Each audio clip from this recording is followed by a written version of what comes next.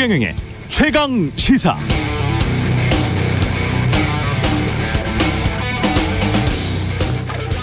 만일 그 집이 분열하면 그 집은 스스로 설 수가 없다. 성경에 나온 이 말은 미국 최고의 대통령이라고 칭송받는 링컨 대통령의 연설에 재인용돼서 더 유명해진 말입니다. 공자의 가르침에도 무신분립이라는 말이 있습니다. 족식, 족병. 그러니까 아무리 먹을 게 풍부하고 군사력이 강해도 무신. 사람들의 믿음이 없다면 분립. 설 수가 없다. 이런 이야기입니다. 아무리 부강한 나라라도 서로의 믿음이 없이는 운영이 안 된다. 이런 말입니다. 국민의힘이 자중질환의 상황을 겪고 있는데요. 결국 윤석열 후보 여지를 남겨놓기는 했습니다만 김종인, 이준석 없는 홀로 서기를 단행했다고 봐야겠죠. 스스로 설 수 있을 것인지 지켜봐야겠습니다.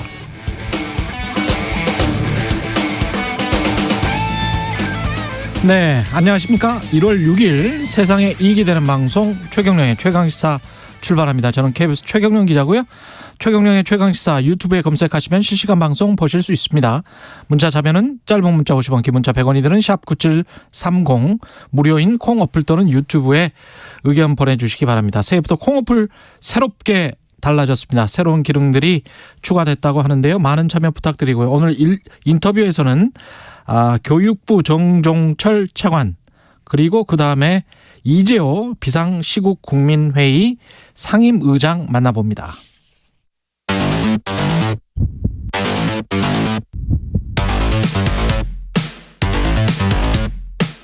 오늘 아침 가장 뜨거운 뉴스 언박싱.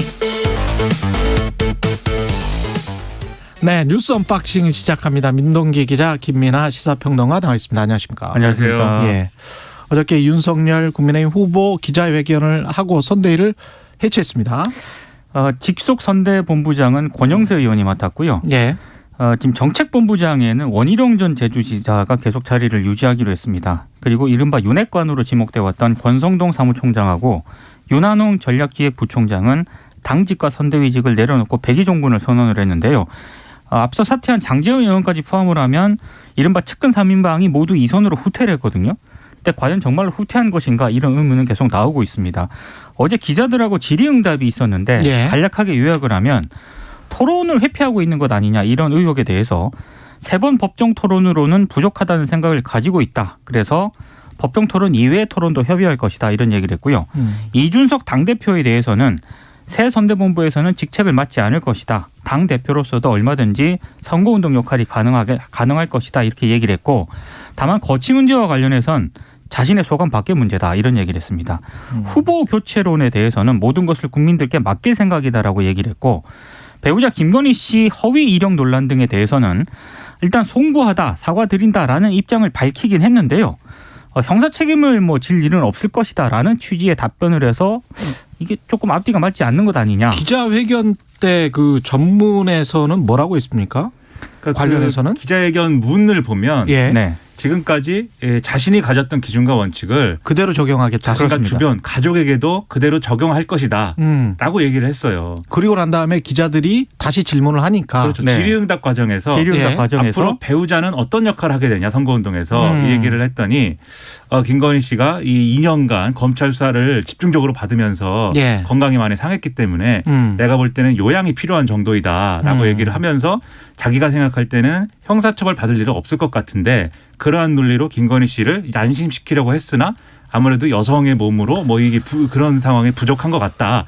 이렇게 얘기를 했습니다. 그러면 이게 지금 말씀 주신 것처럼 기자회견 전문하고 내용이 좀 다르네요. 그렇죠. 기자회견문의 맥락으로 따진다면은 이런 답변이 아니고 김건희 씨가 여러모로 이런 여러 가지 이 국민들에게 부족한 모습을 보였기 때문에 고민의 시간이 더 필요한 것 같다. 이렇게 얘기를 하는 것이 제가 볼 때는 모범 답안인데 그렇지가 않죠. 이 윤석열 후보가 여전히 같은 인식을 가지고 있거나 배우자에 대해서 그런 의심을 살 수가 있는 그런 의구심을 남기는 그런 발언이었기 때문에 저는 상당히 이게 이런 것들이 문제라고 생각하는 게요. 왜냐하면 어쨌든 윤석열 후보가 어저께 한 이 선대위 해체라는 것은 일종의 충격요법이고 극약 처방 아닙니까? 예. 근데 이 충격요법이나 극약 처방이 먹히려면 이 극단적인 처방이 이루어진 다음에 후보가 확실히 변했다. 뭔가 상황이 변화됐다. 이런 것들이 가시적으로 보여야 되거든요. 그래야 사람들이 이래서 극약 처방했구나. 이제는 좀 바뀌겠구나. 이 마음을 가질 수가 있는 건데 이런 대목들 그리고 좀 이따 얘기하시겠지만은 다른 어저께 이제 일련의 상황들을 보면은 과연 윤석열 후보가 이 극약 처방 이후에도 변화된 모습을 보여줄 수 있을 거냐에 대해서는 상당히 어제 의문을 좀 남겼습니다. 네. 기자회견문 전문도 이게 상의해서 썼을 것 같은데 좀 이 부분 같은 경우는 국민이 듣고 싶은 말을 앞으로는 하겠다 이렇게 이야기를 했잖아요. 네. 이건 누가 쓴 문구인지는 모르겠습니다만 이렇게 쓰는 것보다는 국민들의 말을 앞으로 잘 듣겠다. 특히 목소리가 크게 안 나왔던 곳에 있는 국민들의 목소리를 더 잘 듣겠다.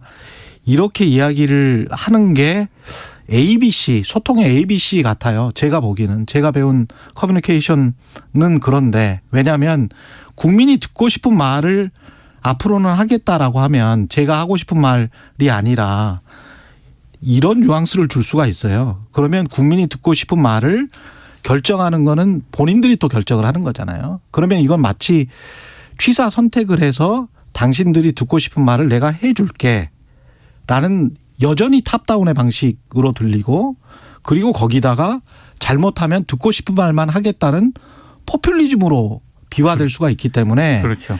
기자회견문 그냥 질의응답은 본인이 정치에 서툴러서 이런저런 말을 할 수가 있다고 하는데 캠프에서 다 준비한 기자회견문 전문도 소통의 기본도 안 된 이건 좀 무능한 것 같습니다. 제가 보기에는 기자회견문을 누가 썼는지는 모르겠지만 어떻게 이렇게 기자회견문을 쓸 수가 가장 중요한 대목에서 왜 이런 쓸데없는 많은 상상을 자극하게 하는 이런 말을 쓰는지 모르겠습니다. 네, 백낙상 이제 예. 말씀하신 것처럼 국민들이 느끼기에 이게 뭐야 사탕발림 하겠다는 거야? 예를 들면 김종인 위원장의 연기 얘기가 이제 국민들에게 그렇게 비춰졌듯이 그렇죠. 그럴 수 있습니다. 근데 예. 이제 윤석열 후보가 하고자 했던 얘기는 국민들이 듣고 싶어하는 얘기를 내가 마음에 없는데 하겠다라는 취지라기보다는 말씀하신 대로 스스로가 변해서 국민들이 원하는 얘기를 할 수 있을 정도의 그러한 어떤 변화를 내가 이루겠다라고 했어야 되는 거죠. 그 맥락에서 하려고 했던 얘기 같은데 말씀하신 대로 그런 표현이나 이런 것들이 여전히 이제 제대로 좀 관리되지 않고 있구나 이런 인상을 줄 수가 있기 때문에 예. 아직 갈 길이 먼 것 같아요. 그러니까 다른 쪽으로 해석의 여지를 남긴다는 게 계속 논란인 것 같아요. 그러니까요. 네. 그 좌우지간이 그렇게 됐고 김종인 위원장은 지금 뭐 전 위원장이 됐습니다. 뭐라고 했나요? 비슷한 시각에 이제 네. 광화문 사무실에서 기자들하고 만나가지고요. 후보와 뜻이 맞지 않으면 헤어질 수밖에 없다고 얘기를 했다 이렇게 얘기를 했고 본인은 이제 선대위를 전반적으로 개편을 하자고 했는데 뭔 상황이니 쿠데타니 한다. 그 정도 정치적 판단 능력이면 더 이상 자신하고 뜻을 같이 할 수 없다. 이런 얘기를 했습니다. 그리고 윤석열 후보가 정치와 선거를 처음 해본 사람이니까 사람만 많이 모이면 좋은 줄 알고 한 것인데 결과적으로 그게 잘 안 움직여서 이런 현상이 초래됐다라고 지적을 했고요. 이른바 그 윤핵관에 대해서 얘기를 했는데 기자들이 물었습니다. 윤핵관에서 어떻게 생각을 하냐. 김종인 전 위원장이 앞으로도 똑같다. 지금도 직책 없는 사람이 다 영향력을 행사하고 있다. 이렇게 예. 사실상의 독소를 남겼고요. 측근들의 영향력은 앞으로도 여전할 것이다라고 얘기를 했고 당직을 사퇴하지 않았느냐라고 기자들이 물었거든요.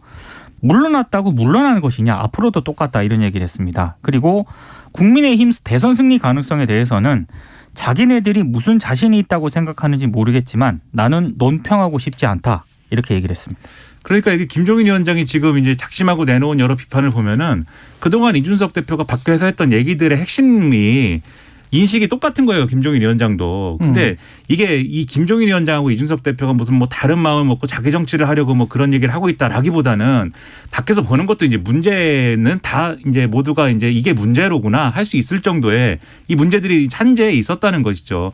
윤석열 후보가 뭐 윤핵관이라고 불리는 분들이 실체가 없고 그리고 뭐 선대위 내 직책도 없는데 어떻게 영향력을 행사하겠느냐 이렇게 계속 얘기를 해왔고 김종인 위원장도 그렇고 이준석 대표도 그렇고 이제 관계가 좋을 때 그리고 내부에서 뭔가 바꿔볼 수 있을 때라고 할 때는 그 얘기를 밖에서 이렇게 적극적으로 안 했는데 예. 그만두니까 이제 이렇게 얘기를 하지 않습니까? 그러니까 내부에 문제가 있는 거고 그러면 지금 윤석열 후보가 선대위 해체했다고 했을 때 과연 그 문제가 반복되지 않는 것이냐? 제가 볼 때 어제 상황 중에는 여전히 이른바 이제 윤핵관이라고 불리었던 측근들의 영향력은 여전하다라고 느낄 수가 있는 그런 부분들도 있었기 때문에 그런 걸 보면은 사실 얼마나 바뀌겠느냐라는 의문이 아직도 남아요. 예를 들면 어제 또 소동이 있었던 게 이제 청년 간담회라는 게 있었지 않습니까? 스피커폰으로 인사를 한 거요? 네. 그렇죠. 예. 이게 이제 청년 간담회라는 게 다수의 이제 청년들하고 화상회의 방식으로 이제 연결을 해서 국민소통본부에서 이제 준비를 했다는 일정인데 이 연결을 해가지고 윤석열 후보가 직접 나오기로 했고 직접 나오기로 했고. 그렇습니다. 그걸 통해서 이제 소통을 하기로 했던 것인데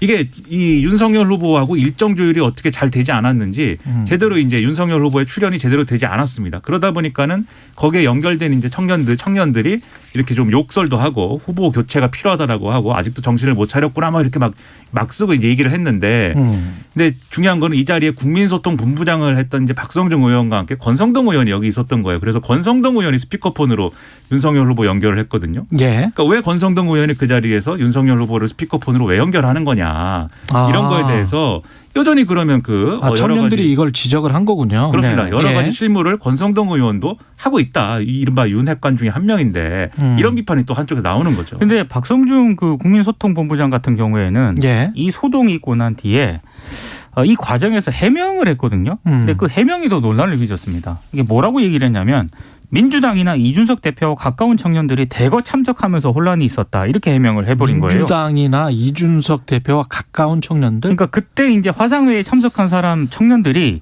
이준석 대표 지지자들이 윤 후보 불참에 반발하면서 분위기를 흐렸다. 이런 취지의 주장이거든요. 그러니까 이게 이 발언 자체가 굉장히 논란을 빚었고 윤석열 후보가 어제 저녁에 SNS에 이번 사태에 대해서 사과를 했는데 예. 특히 이 부분에 대해서도 얘기를 했습니다. 본인이 대신 사과하겠다. 굉장히 부적절한 발언이었다라고 또 사과를 했거든요. 그러니까 어제 기자회견을 하고 이게 오후에 벌어진 상황입니다. 근데 어제 저 김경진 단장이랑 제가 인터뷰를 했잖아요. 김경진 단장도 이 비슷한 인식인데 이준석 대표가 2030을 대표하고 그다음에 그쪽의 지지율을 많이 뭐 끌어온다든가 그쪽의 지지를 많이 받고 있다는 것도 이거는 사실이 아니다. 이렇게 이야기를 하더라고요. 글쎄 그런 것들을 그런 인식을 가지고 있는 것 같아요. 있죠. 네. 예, 선대위에서. 그렇게 볼 수 있는데 볼 수도 있는데 예를 들면 예. 이준석 대표 스스로도 내가 있고 없고에 따라서 2030의 지지율이 뭐 있다 없는 건 아니다. 그들의 요구에 맞는 선거 전략을 가지고 후보가 움직여야 2030의 지지율을 획득할 수 있는 것이기 때문에 그렇죠. 자꾸 내가 뭘 안 해가지고 뭐 2030이 어떻다든지 얘기하지 말아라고 얘기하고 있기 때문에 그런 지적도 있을 수가 있는데 그러면 이준석 대표가 있든 없든 역할을 하든 안 하든 윤석열 이제 후보가 그러면 그러한 역할을 할 수 있도록 이준석 대표에게 공간을 주든지 아니면 이준석 대표가 없더라도 스스로 이제 그런 변화의 모습을 보여줄 수가 있어야 되는데 어제 상황은 그렇지 않았던 데다가 박성중 의원이 했다는 이제 그러한 이제 해명들은 이전에 윤석열 후보가 경선 과정에서도 청년들이 이제 홍준표 의원 지지하고 뭐 이러면서 글 올리고 하면 그런 것들이 민주당에서 온 위장 당원이다라는 이러한 얘기를 해가지고 또 이게 논란이 된 적이 있거든요. 예. 그러니까 그때부터 지금까지 윤석열 후보의 어떤 변화를 요구하거나 그리고 그러한 것들이 필요하다고 얘기하는 젊은 세대들에 대해서 우리 편이 아닌가 보다 이렇게 생각하는 것이고 이준석 대표에 대해서도 이렇게 자꾸 내부 총질하는 거 보니까 우리 편이 아닌가 봐 이런 인식을 갖고 있는 거고 그 점들이 계속 문제가 되는 거거든요. 그래서 저는 이런 부분에 대해서는 후보가 그러면 결단을 해야 돼요. 둘 중에 하나를 선택을 해야 됩니다. 첫 번째로 이준석 대표를 공개적으로 그러면은 불신임을 하든지 예. 정리를 해야 된다고 판단을 하면 그게 아니라면 결국은 껴안고 가야 된다고 하면 이 측근들의 인식이라는 것은 결국 윤석열 후보의 인식과 같이 하는 거거든요. 그럴 수밖에 없는 그렇죠. 거예요. 그렇죠. 윤석열 후보가 그 인식을 받아들이고 있고 동조를 하기 때문에 측근들도 밖에서 그 얘기를 하는 거니까 그렇게 얘기하지 마라. 그렇게 생각하지 마라. 이준석 대표와 같이 해야 된다. 이 점을 분명히 해서 갈등을 정리하는 모습을 보이든지 둘 중에 하나를 선택해야 되는데 지금 둘 중 어느 하나도 선택을 못 해온 게 갈등을 키운 요인 중에 하나인 거죠. 이준석 대표가 말한 연습 문제는 뭐였습니까 이게? 이게 이제 그 권영세 이제 본부장이 예, 신임 본부장. 신임 본부장에게 전달을 했다는 건데 예. 출근길 시민들과 인사를 나누는 일정이었다고 합니다. 지하철에서? 그렇습니다. 예. 그런데 이제 어제 이준석 대표 같은 경우에는 저녁에 SNS에 본인이 썼습니다. 본인이 이 제안을 했는데 이게 받아들여지지 않았다. 그래서 선대위에는 합류하지 않는 쪽으로 이제 그런 취지의 또 글을 올렸거든요. 아, 연습 문제를 지하철에서 인사해라 네. 라고 했는데 그것도 안 하니까 이거 그러니까 연습 문제를 이준석 대표 입장에서는 그걸 선대위 쪽에 제안을 했는데 선대위가 자신의 제안을 받아들이지 않은 것 같다라고 이제 판단을 한 거고 예. 선대위의 설명은 권영세 본부장이 이 대표가 제안한 일정을 일정팀에 전달을 했는데 어제 상황 자체가 굉장히 정신이 없다 보니까 그 일정을 오늘 추진하지 못한 것에 대해서 이준석 대표에게 양해를 구했다. 뭐 예. 이런 입장이거든요. 근데 어제 그 오전 정도만 하더라도 굉장히 그 중진들하고요. 분위기가 괜찮았습니다. 이준석 대표하고. 왜냐하면 원래 그 연석회의를 하기로 했었거든요. 예. 이때 연석회의 때 뭐 이준석 사퇴론까지 해서 뭐 다 얘기를 할 예정이었는데 그렇죠. 부지가 그랬었잖아요. 그 정진석 부의장이 이준석 대표하고 한 20분 정도 대화를 했습니다. 그래서 이 연석회의를 취소를 했어요. 아. 그리고 김기현 원내대표도 이준석 대표를 만났습니다. 그러니까 이제 좋게 얘기를 했다고 합니다. 그러니까 분위기가 굉장히 좋아졌거든요.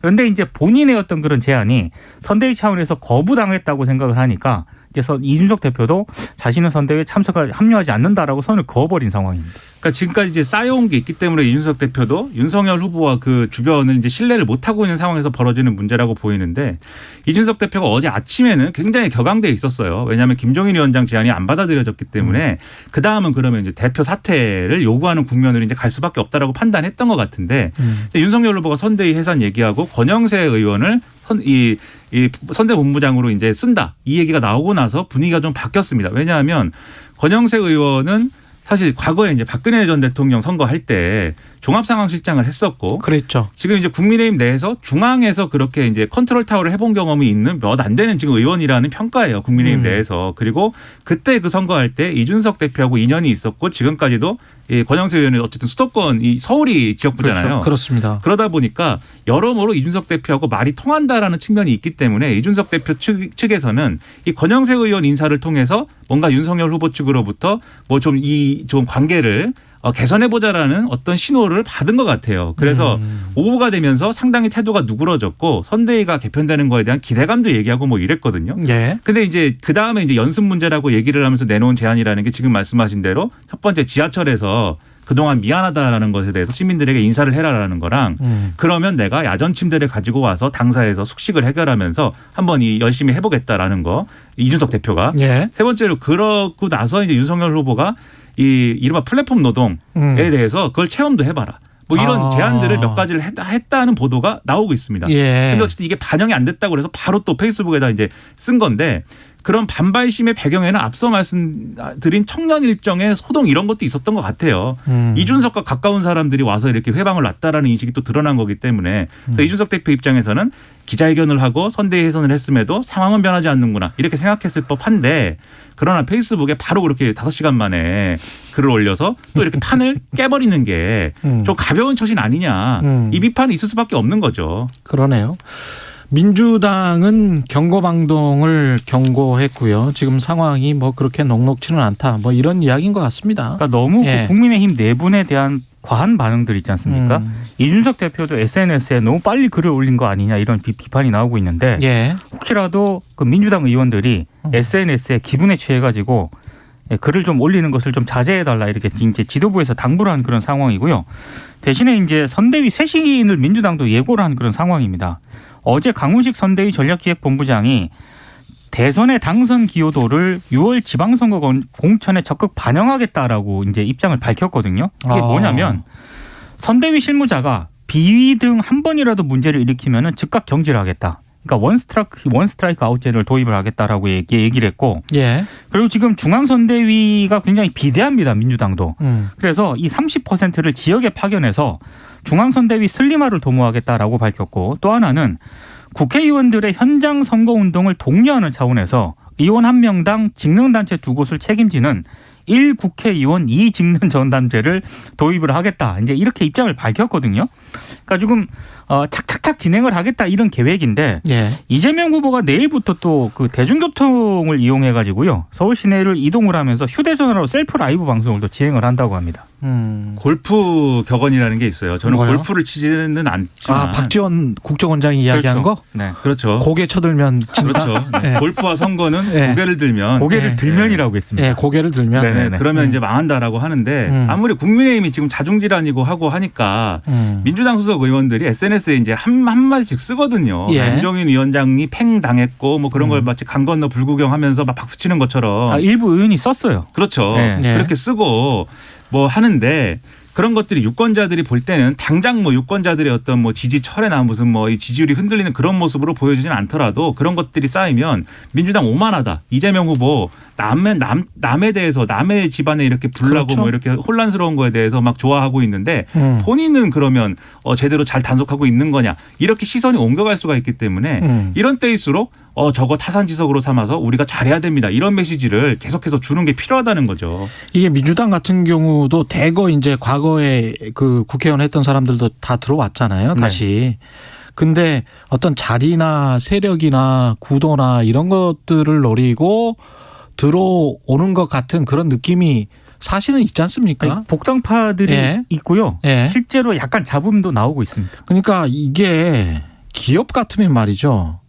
어떤 회사의 실적에 기여하고 공헌하고 이것에 따라서 사람이 평가가 되거든요. 근데 내가 나이가 많고 그리고 뭐 옛날에 국회의원 한두 번 했고 그리고 지역구의 뭐 대의원들과도 자주 술을 마셨고 그리고 그렇게 친한 친구들이 뭐 있고 이런 식의 아니란 생각을 가지고 있는 국회의원 또는 전직 국회의원들이 민주당과 국민의힘에 다 있어요. 제가 보기에는. 그래서 그런 사람들이 정신을 차리지 않으면 한국 정치가 발전을 못합니다. 그리고 그런 생각을 아직도 가지고 있는 분들은 정치 좀 안 했으면 좋겠어요. 그 자리 욕심 내가지고 그 선거 때마다 말이죠. 이렇게 왔다 갔다 하는 분들 참 문제입니다. 저도 뉴스 예. 언박싱에 자리 욕심이 있습니다. 네, 뉴스 이거는 언박싱은, 상관없어요. 네, 왜냐하면 오랫동안 하면서 기여를 하고 공헌을 하고 실제로 일을 하고 있잖아요. 근데 이제 그렇지 않고 근데 사람은 또 정치에는 예. 소신이 있어야 돼요. 왜냐하면은 그건 소신이 아니고 권력욕만 있는 겁니다. 그렇죠. 권력욕만 그러니까 있는 거죠. 소신이 없어서 문제인 겁니다. 예. 왜냐하면 뭔가를 성취해서 사회개혁을 이뤄내겠다. 뭔가 국민들을 잘 살게 한번 내가 하는 어떤 그 솔루션이 있다. 이걸 추진한다면 모르겠는데. 그렇죠. 가치하고 미래 비전이 있어요. 예. 그렇죠. 이게 지금 이제 헛생각만 하고 있는 거예요. 사람들이. 민주당 예. 선대위가 지금 이제 곧 지방선거가 바로 있잖아요. 대선 그렇죠. 이후에. 예. 지방선거에 자기 정치만 하느라 대선을 뛰지 않으면 안 된다. 그래서 이 지방선거가 아니고 대선에 얼마나 기여했느냐를 가지고 일종의 이제 정성평가, 정량평가 다 해가지고 이 지방선거 공천에 지금 반영하겠다고 얘기를 하고 있는 상황이거든요. 그래서 그렇죠. 딴 생각하는 사람들을 그렇게 단속하겠다라는 그런 취지는 좋은데 이게 또 너무 한쪽으로 가면 어떻게 되냐면 또 이 충성 경쟁 돼요. 그러면 충성 그럴 수 경쟁 돼 있네. 가지고 그럴 수 있네. 역풍이 불 수가 있습니다. 그럴 수 그래서 있네요. 예. 명확하게 선대위가 추구하는 바가 뭐고 이재명 후보가 추구하는 바가 뭐기 때문에 그 가치를 이루기 위해서 같이 해야 된다라는 것들을 이런 가치관을 공유를 해야지. 그렇습니다. 사실 이것도 너무하면 이제 문제가 될 수 있다 이런 거죠. 제가 예. 뉴스 언박싱에서 무조건 최경영 만세만 부르면 안 되죠. 그렇죠. 예. 제대로 되지 않습니다. 전혀 안 돼요. 그러면. 그렇죠. 예. 예. 왜 당신은 미국 언론만 보느냐 뭐 이런 얘기도 한마디씩 하고 해야죠. 예. 영국 언론도 봅니다. 물론이죠. 네. 예. 아니, 각국의 다양한 언론을 예. 보더라고요. 그렇습니다. 지난번에 독일도 이야기하지 않았습니까? 네. 중동 얘기도 하시고. 네. 예. 북한 탄도미사일 추정 물체 발사됐고요. 정부는 방역 패스 효력 정지 관련해서 항고를 하기로 했네요. 즉시 항고를 하기로 했는데요. 예. 이게 만약에 지금 해당 시설에 대한 방역 패스 적용은 본안 판결 때까지 중단이 되지 않습니까? 예. 근데 만약에 법원이 정부의 즉시 항고를 인용을 하게 되면은 이 본안 판결 전까지 다시 학원 등의 방역 패스 적용이 가능해집니다. 그래서 이 즉시 항고한 거에 대해서 법원이 어떤 결정을 내려질지도 상당히 좀 이 관심 포인트입니다. 그러니까 법적 논란은 논란대로 가져가되 방역 패스에 관련된 정책은 결국은 손질할 필요가 있을 수밖에 없어요. 그렇죠. 지금 정부 입장에서는. 그렇죠. 예. 그래서 이 백신을 접종할 수가 없는 사람들에 대한 예외나 이런 것들을 얼마나 더 인정할 거냐. 그리고 방역 패스를 적용을 하지 않을 경우에 일어나는 여러 가지 확진자가 이제 늘어난다든지 하는 부분들을 법원에 얼마나 잘 설명할 것이냐. 지금 이제 어저께 이제 그 집행정지 인용되고 이런 문제들은 사실 그 설명이 제대로 안 됐다라는 그렇죠. 지적도 있는 그렇죠. 거기 때문에 예. 그래서 이런 대책들이 제대로 되고 그걸 통해서 사회적 합의가 충분히 되고 자영업자들에 대해서 신뢰를 다시 얻고 이런 것들이 쭉 앞으로 있어야 될 것으로 생각이 됩니다. 아무리 늘려도 시간이 없어. 시간이.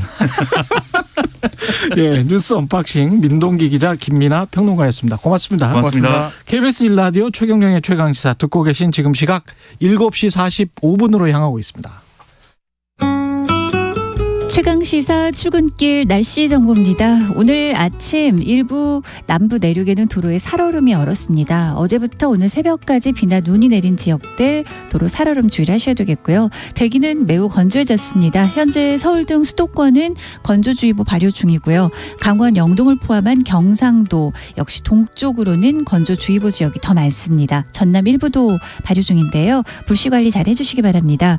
오늘 아침 기온 어제보단 2, 3도 오른 곳이 많지만 아직도 경기 북부나 강원 북부와 산지는 한파주의보 나흘째 유지가 되고 있고요. 내일까지도 아침 최저기온 영하 10도 내외로 떨어져 춥겠습니다. 서울은 오늘 영하 5도대로 출발했고요. 낮 기온은 서울이 4도까지 오르면서 어제보다 낮 기온 대부분 2, 3도 높겠습니다. 전국이 2도에서 11도 분포고요. 주말 휴일로 가면서 낮 기온이 약간씩은 상승을 하겠습니다. 중서부 지역으로 현재 미세먼지 농도 나쁜데요. 오늘은 수도권, 충청, 대구 쪽으로 나쁨 예보 들어있습니다. 지금 서울 기온 영하 5.8도입니다. 최강시사 출근길 날씨 정보 최영우였습니다. 계속해서 이 시각 교통 상황입니다. KBS 교통정보센터의 임초희 씨가 정리해드립니다. 네, 이 시각 교통정보입니다. 현재 서울 시내 올림픽대교 남단에서 북단 쪽으로 3차로에 사고 있으니까 주의 운행하셔야겠습니다. 올림픽대로 공항 쪽은 암사대교에서 동작대교까지 밀리고요. 강변북로 일산 쪽은 강동대교에서 암사대교, 다시 동호대교부터 한강대교 사이 제속도 못 냅니다. 경부고속도로는 양방향으로 서초나들목에서 사고 처리했었습니다. 사고 영향 남아 부산 방향은 한남대교에서 서초까지 많이 어렵고요. 반대 서울 방향은 판교부터 서초까지 정체 이어졌습니다. 이전 수원 부근에서 조금 전부터 교통량 늘었고요. 제2경인고속도로 성남 쪽은 신천 부근에서 일찍적으로 8km 구간 답답하고 반대 인천 방향은 서창에서 문학, 다시 능해 부근에서 속도 못 냅니다. KBS 교통정보센터에서 임초희였습니다.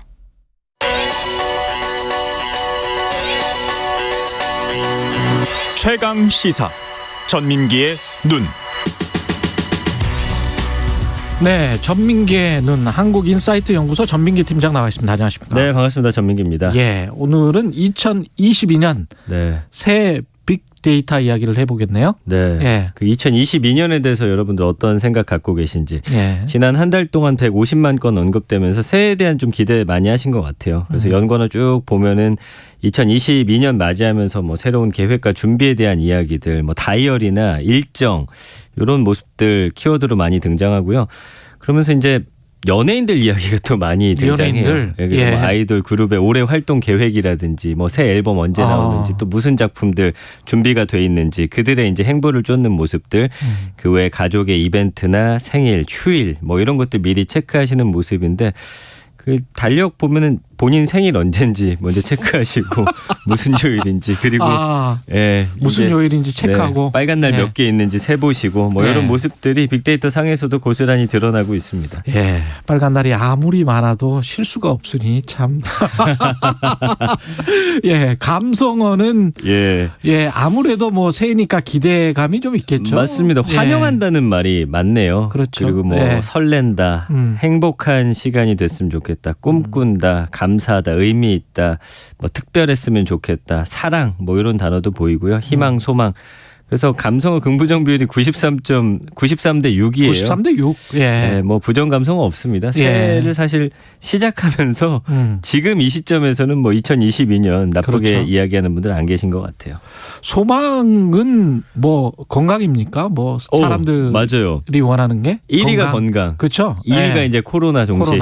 3위가 돈 많이 벌었으면 좋겠다. 4위가 마음이 좀 편안했으면 좋겠다. 5위는 계획이 잘 이루어졌으면 좋겠다고요. 6위가 재밌는데 팔로워나 구독자 수가 좀 늘었으면 좋겠다가 좀 변화한 그런 모습이라고 볼 수 있을 것 같아요. 거의 다가 SNS를 한다고 봐야 되겠습니다. 그렇습니다. 유튜브를 하고. 예. 그 7위가 이제 해외여행. 네. 8위가 코인 주식 이야기. 많이 좀 올랐으면 좋겠다는 돈 이야기네 결국 다. 그렇습니다. 9위가 집. 이것도 이제 뭐 이어지는 것 같아요. 그러네요. 그리고 10위가 이제 취미생활. 집 부동산 이쪽이 많이 내려갔네 그래도. 예, 맞습니다. 예. 예전에 비해서는. 네. 이것도 하나의 트렌드. 지금 현재 시장이 약간 하락 기운을 보이고 있잖아요. 네네. 어떻게 보면 그게 반영이 된 건지도 모르겠습니다. 맞습니다. 예. 그래서 이제 소망과 관련해서도 역시나 긍부정 비율 86.6대 9.7로 뭐 당연히 높다라고 보시면 될 것 같고요. 예. 뭐 사랑했으면 좋겠다, 건강했으면 좋겠다, 올해 한 해 좀 기대가 된다, 나아졌으면 좋겠다, 새로운 일들 좀 많이 있으면 좋겠다, 대박이라는 단어 보이고요. 뭐 이런 빛나다, 뭐 이런 단어들로 표현이 되고 있습니다. 다 그렇게 됐으면 좋겠습니다. 예. 그 빅데이터 상에서 주목받을 키워드 네. 이걸 예상할 수 있습니까? 그러니까 이제 작년에 이제 새롭게 등장한 키워드들 중심으로 해가지고 언급량이 높은 것들 그리고 이제 전 세계 신문사들이 또 트렌드로 제시하는 것들 좀 준비를 해봤고요. 첫 번째가 이제 본격화되는 메타버스 열풍이라고 말씀을 드릴 것 같습니다. 그래서 뭐 워싱턴 포스트 같은 경우는 올해 테크 트렌드 중에 첫째로 이제 메타버스를 향한 빅테크들의 경쟁을 꼽았을 정도고요. 포브스도 이제 메타버스 진입을 올해 주요 소비자 기술 트렌드로 꼽았는데 다만 이제 그 가상 세계가 뭐 예를 들어서 우리가 자율주행을 얼마 전부터 계속 이야기하고 있지만 그렇죠. 그게 실현되기까지는 좀 시간이 걸린다라는 거죠. 그렇죠. 메타버스도 그런 좀 시각으로 많이 보고 있어서 2022년에 제대로 된 메타버스는 도래하지 않을 거다라는 예측도 있고요. 그다음에 이제 애플하고 메타 그러니까 예전에 페이스북이죠. 주요 테크 기업들이 메타버스에 최적화된 AR, 증강현실하고 VR, 가상현실 기반의 이 혼합현실 기기 착용하는 그렇죠. 거거든요. 이게 미국 가정 보시면 SNS에 이 기기가 집에 거의 하나씩 다 있으세요. 그러니까 이게 이제 좀 더 간편해지고 가벼워지고 결국엔 안경 형태로 될 것이다. 그래서 이런 것들 장시간 착용할 때 어지러운 뭐 무거운 무게 이런 것들을 좀 획기적으로 개발하는 기술들을 좀 내놓을 것이다라는 예상들이 많아서 결국에는 이 메타버스라는 키워드가 가장 관심받는 그런 키워드가 될 것 같습니다. 가상현실이 얼마나 현실과 비슷할 것인가에 따라서 성공의 여부가 결정될 것이고 네. 또 한 가지가 얼마나 산업화가 될 수가 있느냐. 그렇습니다. 예, 얼마나 돈이 될 수 있느냐. 네. 거기에 따라서 결정이 될 것 같습니다. 근데 이게 가능성은 조금씩 보이는 분야들이 있더라고요. 네. 예, 눈여겨보셔야 될 것 같아요. 그래서 앞으로 이제 그런 네. VR 기기 차시면 여기 이제 마치 스튜디오 안에서 이제 최경영 기자님과 저를 함께 이제 대면하는 듯한 그런 그렇죠. 영상도 보실 수 있을 것 같아요. 가령 이제 메타버스 상의 부동산을 사서 그 부동산의 NFT의 디지털 그림 같은 거를 걸어놓는 그렇죠. 예. 그런 방식으로 이제 작동이 될 것 같은데 네. 그게 얼마나 이제 효용과 가치를 소비자들 또는 사고 파는 사람들에게 부여할 것인가. 맞습니다. 네, 그리고 기술이 발전할수록 사실은 또 과거를 회귀하고자 하는 그런 또 욕망들도 강해서 그렇습니다. 그게 현실을 얼마나 대체할 수 있을지 저는 거기에 대한 좀 의문점도 갖고 있습니다. 물론 그 방향으로 가는 건 맞지만. 예, 우리 근무 환경하고도 사실 관련이 있잖아요. 예. 메타버스도 그렇고. 예. 그 몇 년 전에만 해도 생각지도 못했던 변화가 이렇게 일어나는데 관련해서 지금 시간이 없으니까 건강에 대한 아까 첫 번째 관심이 건강이었지 않습니까? 맞습니다. 건강에 대한 관심. 그래서 이제 그 디지털 헬스케어가 약진할 거다 이렇게 예상하는 분들이 상당히 많아요. 그래서 코로나 3년 차기 때문에 이번에 이제 CES에서도 이 IT 정보기술 전시회죠. 헬스케어 기술 기업이 사상 처음으로 기조연설 무대에 올랐다. 이거는 모두가 관심 갖고 있다라는 거거든요. 뭐 여러분들 주식 투자하시는 그 섹터 중에서도 그렇죠. 뭐 바이오, 의료 섹터 많이 투자하시기 때문에 그런 부분에 대해서 아마 많이 좀 주목하고 경제가 돌아가는 모습들 보시면 올 한 해 메타버스 그리고 디지털 헬스케어 아마 많이 듣고 보는 그런 한 해가 되실 것 같습니다. 이게 완전히 궁극적으로 발전을 한다면 사람의 데이터와 몸이 메타버스 안에 있고 그 메타버스가 헬스케어까지 다 어떻게 이렇게 진단을 하고 치료를 하고 그런 쪽으로도 이제 꿈꿀 수 있는 그런 걸 지금 사람들이 노리고 있는 것 같습니다. 예, 맞습니다. 예. 전기차와 관련해서도 조금 이야기해 주세요. 전기차 시대가 이제는 본격적으로 올 거다라는 예상이 많아요. 미 CNBC가 올해 이제 전기차가 전체 자동차 시장의 10%를 차지할 걸로 전망했거든요. 그래서 이제 벤츠 같은 경우는 올해 3일이죠. 1월 3일 1회 충전에 1000km 주행 가능한 전기차를 공개를 했어요. 결국에는 주행 거리의 벽, 그다음에 충전소 부족 이런 것들을 한 번에 해결할 수 있는 방법들을 좀 내놓고 있거든요. 업체들마다. 그래서 아마 주목이 되는 것 같습니다. 저도 수소 전기차 타고 있는데 너무 뿌듯한 게 일단 타고 있으면 내가 공기를 정화시키고 있구나 오히려 그런 느낌이 든다는 게 정말 좋아요. 그렇죠. 그 기분은 타신 분들만 알 거예요. 그래서 이제는 예. 최첨단 이슈가 아니라 평범한 이슈로 전환되는 해가 될 것이다. 그렇죠. 이런 평가들이 예. 나오고 있습니다. 예. 대선도 있지만 올해 다양한 스포츠 이벤트도 많은 해입니다. 네, 예, 맞습니다. 짝수이기 때문에. 예, 그래서 이제 올해 곧 있으면 이제 시작되는 게 베이징 그 올림픽이고요. 그 외에 이제 보시면 아시안 게임이 9월에 있고 카타르 월드컵이 11월 이제 굵직한 스포츠 월드컵. 이벤트 예. 계속 이어질 것이기 때문에 사실 코로나만 없다면 정말 지구촌 축제인데 이것들이 이제 어떤 모습으로 또 발현될지 좀 기대가 많이 된다라는 반응들이 지금 올라오고 있습니다. 빨간 날은 제일 많이 쉬는 날이 언제입니까? 설 쪽입니까? 예, 그래서 올해 보니까요. 작년보다 휴일이 2일 늘어서 118일이더라고요. 118일. 그래서 주말 포함해서 5일 연휴인 설 너무 길죠. 그래서 굉장히 길고 현충일도 6월 4일부터 6일까지, 광복절도 8월 13일부터 15일까지, 개천절도 10월 1일부터 3일까지, 한글날도 10월 8일부터 10일까지 알겠습니다. 쭉 이어집니다. 예, 전민기의 눈 한국인사이트 연구소 전민기 팀장이었습니다. 고맙습니다. 감사합니다. 예.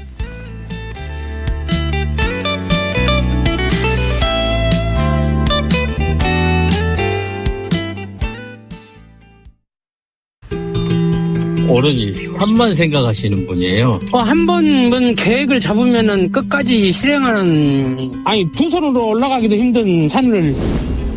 2022 KBS 연중기획 기억을 기록하다. 7,200에서 있을 때 저희들이 정기태 대원이나 저희 입장에서는 우리는 목표가 정상이 아니다. 대장님만 정상 갔다 오면 된다. 해발 8,047m의 브루도 피크. 열 손가락이 없는 김홍빈 씨가 정상에 그런 장애를 딛고 어려움을 딛고도 꿈과 희망을 위해서 끝까지 도전했다는 그 정신을 좀 알아줬으면 좋겠어요.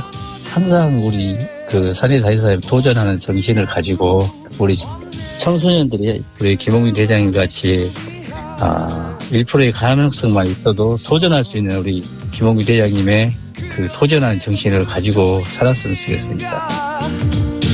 걸어 오는 이 길 앞으로 얼마나 더 많이 가야만 하는지. 마지막 등정의 동료였던 정득채 정우현 씨는 산악인 고 김홍빈 씨를 기억합니다. 2021년 7월 18일 히말라야 14주와 완등에 성공한 그는 이 말을 남겼습니다. 코로나19로 지친 대한민국 국민 여러분, 장애인 김홍빈도 해냈으니 모두들 힘내십시오. 로프를 움켜쥘 손가락이 없어도 도전을 멈추지 않았던 김홍빈 대장을 기억하겠습니다. 당신과 대한민국의 기억, KBS가 기록합니다. 저 넓은 콩밭에 누워서 날 쉴 수 있겠지.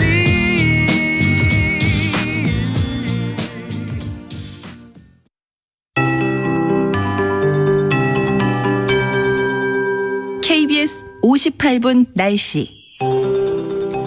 오늘 한파주의보가 나흘째 계속되고 있는 경기 북부나 강원 북부와 산지는 여전히 춥습니다. 영하 10도 안팎의 기온을 기록하고 있는 지역인데요. 내일까지도 아침 기온이 영하 10도 내외로 떨어지겠습니다. 하지만 그 밖의 지역은 어제보다는 아침 기온이 2, 3도 올랐습니다. 서울은 오늘 아침 영하 5도대로 현재 기온 출발하고 있고요. 낮 최고 기온은 4도까지 오르면서 낮 기온도 어제보다 2도 정도 높고 평년보다도 1, 2도 높겠습니다. 세종, 속초 오늘 5도까지 기온 예상되고요. 광주와 대구 각각 7, 8도까지 오르겠습니다. 전국이 2도에서 11도의 낮 기온을 보이겠고 내일과 모레 그리고 일요일로 가면서 점차 낮 기온은 평년보다 약간 높은 수준을 쭉 유지해 나가겠습니다. 아침 기온도 일요일까지 조금씩 상승세를 띠긴 하겠고요. 하지만 다음 주 화요일경 서울은 다시 계속 영하권의 기온을 종일 유지하면서 전국적으로도 추워질 전망입니다. 오늘과 내일까지 하늘을 맑겠습니다. 또 동쪽은 건조한 곳이 상당히 많아졌는데 현재 강원 영동, 경상도, 또 전남 일부, 서울까지도 건조주의보 지역이고요.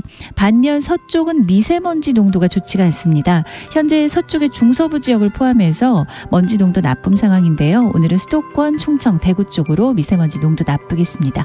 지금 서울 기온 영하 5.9도입니다. 최영우였습니다.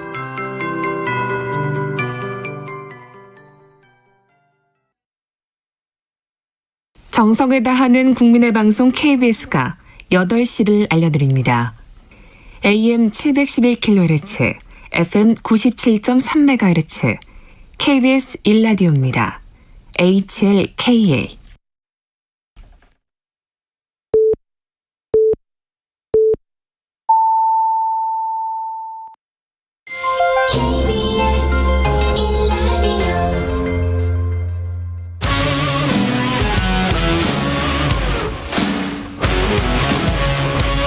오늘 하루 이슈의 중심 최경영의 최강 시사. 네, 올해 3월 새 학기에 정상적인 등교가 이뤄지고 모든 학교 교육 활동이 온전하게 회복되도록 최선을 다하겠다. 이게 유은혜 부총리 겸 교육부 장관이 올 신년사에서 밝힌 내용인데요. 잘 진행되고 있는 것인지 정종철 교육부 차관 전화로 연결돼 있습니다. 안녕하세요. 네, 안녕하세요. 예. 새학기, 3월 새학기가 한 2달 앞으로 다가왔는데 코로나19 확산세 오미크론까지 겹쳐서 어떻습니까? 네, 그렇습니다. 여전히 전체적인 방역 상황은 조금 나아지고는 있지만 말씀하신 오미크론 변수 때문에 저희가 긴장하고 있는 상황이고요. 네.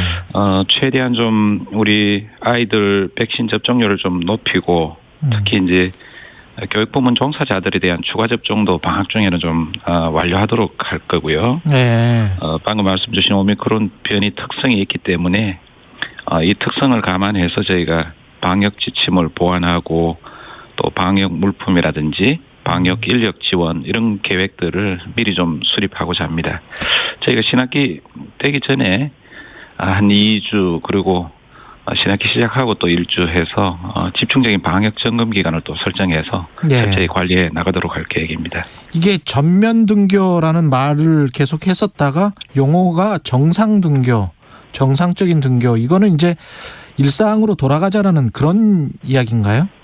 네, 그렇습니다. 저희가 전면 등교라는 표현을 쓰니까 이게 등교 비율로만 이렇게 받아들이는 경향이 좀 있어서요. 예. 지금 방금 말씀 주신 대로 일상 회복 기조를 저희가 좀 철저히 담아내고 저희 의지를 담는 그런 용어에 적합하겠다 해서 지금 정상 등교라는 말을 쓰고 있습니다. 일단 근데 학부모들이 이제 그 백신 접종에 관해서 약간 거부감을 가지고 있는 학부모들도 있어서 지금 관련해서 소송을 냈고 법원이 백신 미접종자의 학습권 등을 침해한다면서 받아들였거든요. 그래서 방역 패스 조치가 일시 정지된 건데 이게 지금 항소를 합니까 정부는? 네, 정부에서는 아시는 것처럼 보건복지부에서 발표한 내용, 즉시 항고한다는 입장으로 있다는 말씀드리고요. 또 본안 소송이 앞으로 진행될 거기 때문에 저희도 진행 경과를 보면서 방역 당국과 적극적으로 협의해 나가도록 그렇게 하려고 합니다. 근데 이제 설득을 하고 권유하는 것까지는 괜찮지만 이제 거의 강제적인 것이다. 그래서 자유와 학습권을 침해한다. 뭐 이런 법원의 판단인데요. 이거를 비껴갈 수 있는 방법이 뭐가 있을까요? 기본적으로 이제 최종적인 결정은 우리 학부모님들과 학생들이 자율적으로 결정해야 될 겁니다. 다만 백신 접종의 효과에 대해서는 최근에 저희가 방역 당국으로부터 공유받은 자료에 의하면 집단 감염이 일어났던 고등학교 사례인데요. 2차 접종까지 하면 이 감염의 약 한 90% 예방 효과가 있다. 이런 결과가 있어서 이런 부분에 대해서 저희가 좀 더 적극적으로 소통하도록 하고요. 또 한 가지는 불안감이 있으신 부분과 또 우리 아이들은 건강을 지키면서도 학습권을 보호해야 되지 않습니까?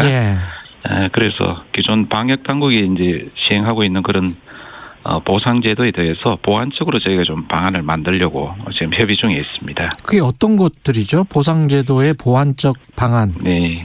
우리 아이들이 이상 반응이 있는 경우는 당장 의사로부터 진단도 해야 되고요. 또 일시 병원에 입원해서 진료를 받으면서 치료를 받아야 될 텐데 이 부분에 이제 그간 시행하고 있는 보상제도 같은 경우는 절차의 시간이 좀 오래 걸립니다. 이런 부분을 좀 보완하는 내용 그리고 이제 자세한 내용은 저희가 앞에서 말씀드린 대로 협의해서 1월 중에 이제 확정해서 예. 국민들께 알려드리도록 할 계획으로 있습니다. 그리고 정부의 한국형 뉴딜 사업의 일환이 그린 스마트 미래학교라는 게 있지 않습니까? 네네. 예. 이게 어떤 개념인데 일부 학부모들과 이렇게 갈등이 좀 있는 것 같아요. 네, 그렇습니다. 예. 기본적으로는 저희 어른 세대들이 공부했던 이 낡은 학교를 지금 미래 세대들이 공부하고 또 휴식도 하고 일상을 보내도록 하는 이런 환경으로 이제 바꿔주자는 취지입니다. 그러니까 구식 건물을 리모델링을 확 하자. 그린 스마트 쪽으로. 예. 리모델링도 하고 이제 개축까지도 포함되는데요. 예. 이 안에는 크게는 공간을 좀 유연하게 바꾸고 또 스마트 교실 기반으로 바꾸는 것, 또 최근에 이제 탈탄소 이야기도 많이 나오지만 예. 그린 요소를 좀 도입하고 또 학교가 지역사회와 같이 공유하도록 하는 이런 4가지 핵심 인프라 요소가 있는데 예. 이것보다 훨씬 더 중요한 가치가 교수학습 방법을 혁신하고 또 미래형 교육 과정을 이렇게 구현할 수 있도록 바꾸는 것입니다. 다만 앞에 지적하신 대로 일부 지역에서 좀 저희가 소통에 좀 부족한 부분이 있었던 것은 특히 이제 금년도 시행하면서는 철저히 좀 바꿔 나가서 모든 구성원들이 좀 동의하에 참여하에 이렇게 추진할 수 있도록 방향을 바꿨습니다. 반대하셨던 학부모들의 이유는 뭐예요? 그 리모델링이나 개축을 하는 과정에서 학생들이 그러면 어디에서 공부하느냐, 그 동안은 뭐 이런 내용입니까? 예, 그런 걱정도 있으시고요. 예. 앞에서 말씀드린 것처럼 사전에 충분히 설명하고 동의를 구하는 절차를 거치지 않았다. 이게 제일 큰 핵심적인 이유 같습니다. 예. 그 탄소 중립 환경 문제 이야기 하셨는데 교육부에서 따로 어떤 계획을 가지고 계십니까? 관련해서? 네. 그렇습니다. 아시는 것처럼 생태전환 교육은 전 지구적인 과제입니다. 그래서 저희도 작년 9월 달에 교육기본법을 개정을 했고요. 그다음에 개정될 2022 교육 과정에 생태전환 교육 요소를 많이 반영을 했습니다. 이런 기반은 저희가 만들어 놨고요. 앞으로 그 모든 학년 또 교과에 걸쳐서 생태전환 교육이 체계적으로 이루어질 수 있도록 그 교육 과정 내에 이제 내용적인 요소를 저희가 개발해 나갈 거고요. 또 제일 중요한 게 우리 아이들이 일상에서 이렇게 탄소 중립과 관련한 실천적인 교육이 가능하도록 하고 예. 또 선생님들 역량도 아울러서 좀 키워나갈 그런 계획으로 있습니다. 대입 개편안도 지금 올해 발표되죠? 올해 최종적인 건 아니고요. 예. 이게 이제 시행 시기가 2024년 28학년도이기 때문에 예. 4년 예고제에 따르면 24년 2월까지는 저희가 마련해서 발표해야 됩니다. 2028년 거를 2024년까지 어느 정도 네. 구체화되어 있는 게 있습니까? 지금 현재는 이제 방향성 정도만 저희가 설정을 하고 있고요. 예. 지금 매우 중요한 시기인데 미래 교육으로 저희가 이제 그 전환하기 위해서 추진하고 있는 2022 개정 교육 과정. 예.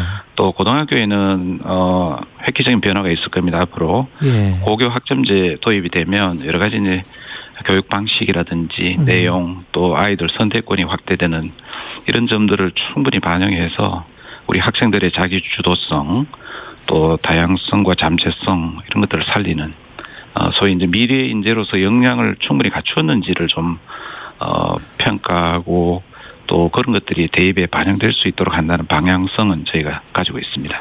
근데 이제 그 공교육에 갖고 있는 일반 학부모들의 불만이 그래서 사교육에 많이 의존하고 있는 것이 대입 제도 때문인 건지 아니면 그 교사의 질 때문인 건지 어떻게 생각하세요? 교육부에서는 어떻게 판단하고 계십니까?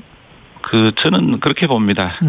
우리 국민들의 아주 강점 중에 하나가 우리 자녀들 미래 세대들에 대한 교육열이 세계 어느 나라보다 높다는 점. 예. 이 부분은 저희의 큰 강점이거든요. 예. 이런 것들이 이제 어찌 보면 부모 세대보다 더 나은 우리 자식 세대 또는 미래 세대를 위해서 뭐라도 좀 더 해주시려고 하는 그런 앞에서 말씀드린 교육열 때문에 학교 교육만으로는 부족한 거 아닌가 이런 막연한 불안감 또 자식 세대를 위해서는 더 많이 해주셔야 되겠다는 그런 마음들이 겹쳐서 사교육에 언쇼라는 그런 경향이 있는 것 아닌가 저는 그렇게 보고 있습니다. 그런데 이 교육부에서 추진하고 있는 첨단 인재 양성을 위한 규제 완화가 어떤 내용을 담고 있는지는 모르겠습니다만은 사실은 일반 사교육이랄지 지금 뭐 강남의 학부모들은 먼저 뭐 코딩 교육 시킨다고 한 게 뭐 제가 보기에 한 10년은 된 것 같고요. 그래서 시대를 못 따라가고 있는 것 아닌가 교육부가 그런 측면에서는 어떻게 보세요? 공교육이? 조금 이제 조바심이 있어서 미리 대비한다는 점을 저희가 뭐 이렇게 탓할 수는 없고요. 앞서 말씀드린 그건 저희가 가지고 있는 강점 중에 하나입니다. 다만 그 강점들을 건설적이고 좀 건전한 방향으로 또 좋은 에너지로 이렇게 모으고 그게 국가뿐만 아니라 사회 전반의 발전을 이끌도록 하는 이런 것들은 저희도 이제 깊이 고민해야 될 부분이고요. 말씀 주신 첨단 인재라고 하면 최근에 이제 AI나 빅데이터 같은 신기술 그리고 최근에 이제 반도체 배터리 같은 전략 산업 분야에 여하에 필요한 인재들을 즉시 이렇게 이제 저희가 양성해서 배출하고 그분들이 역할을 하도록 해야 되는데 이런 부분에는 저희도 나름대로 대학의 정원을 조정한다든지 또 대학 내뿐만 아니라 대학 간에도 이렇게 공동 융합 과정을 개설해서 운영할 수 있도록 하는 이런 제도적인 유연성을 많이 갖추도록 노력하고 있는 과정입니다. 학령 인구 감소돼 있고 그다음에 전국의 대학들은 지금 그대로 있는 상황인데요. 이 한계 대학들이 분명히 많이 있지 않습니까? 이거는 어떻게 해야 될까요? 구조 조정을 안 할 수가 없지 않습니까? 네, 그렇습니다. 지금 말씀 주신 대로 학령 인구 감소 때문에 대학 정원에 대한 그 조정 불가피해 보이고요. 다만 이제 대학이라는 데는 아시지만 교육과 연구와 또 대외적인 봉사 이런 아주 복합적인 기능을 수행하는 것이기 때문에 학부생 즉 입학생 정원 조정만으로 대학이 앞으로 이제 해야 될 역할을 다 한다 이렇게 보기는 어렵고요. 다만 그럼에도 불구하고 지금 지적 주신 대로 일부 한계 사학에 대해서는 그 퇴로를 만들 수 있도록 저희가 깊이 고민하고 있다는 말씀드리겠습니다. 퇴로를 만들 수 있도록 그러면 그 대학 입장에서는 대학이 이제 팔리는 거잖아요. 구조조정이라는 게. 그런 경우도 있고요. 우선 제일 중요한 것이 이제 재정 여건에 대한 철저한 진단이 좀 필요하고요. 그다음에 이제 기능적으로 제가 앞에서 말씀드린 대로 교육 기능만 위주로 하더라도 학부생 전통적인 이제 신입생 대상 교육뿐만 아니라 이제는 지역 사회 수요 즉 평생 교육이라든지 또 노동 환경이 이제 바뀌기 때문에 그 전환 교육이라든지 전직 교육 이런 것들이 이제 필요할 겁니다. 이런데 대해서도 대학들이 좀 철저하게 좀 기여를 할 수 있도록 기능 조정까지 아울러야 된다고 봅니다. 대학의 기능도 바뀌어야 되는 시대에 왔네요. 그리고 마지막으로 직업계 고등학교 이호수에서도 그 사망 사고 있었지 않습니까? 현장 실습생에 대한 안전사고 이게 교육부 대책이나 뭐 따로 법령이나 제도 미비한 게 있나요? 그런 지적에 대해서 저희가 지난번에 이제 보완해서 발표를 했고요.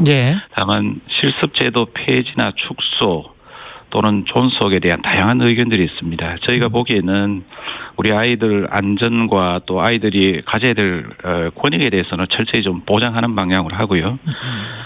이 실습 경험이 앞으로 진로를 정하고 직업을 가지는 데 아주 매우 중요한 경험입니다. 그래서 저희는 폐지보다는 내실 있는 운영이 필요하다고 보고요.